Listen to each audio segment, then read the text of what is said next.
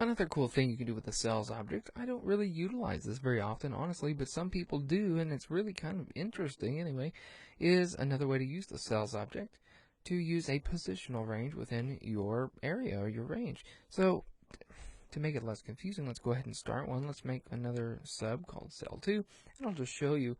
For example, if I put cells, and instead of having a row and a column, I just say cell number 2 in the workbook, or in this current sheet, I want cell number 2 to be equal to 44, and I hit F5 on my keyboard.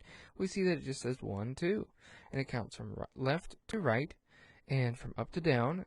In this case, we go to the very last cell and then start here, so I don't know how many numbers that is, but just for example, so let's do cell 16 equals 44, and I hit F5. So cell 16 of the workbook, or the worksheet, says that. But let's check this out, okay? So let's say that I wanted to use a range. I wanted to use A1, no, let's use A2 through C16. And that was my range for some reason.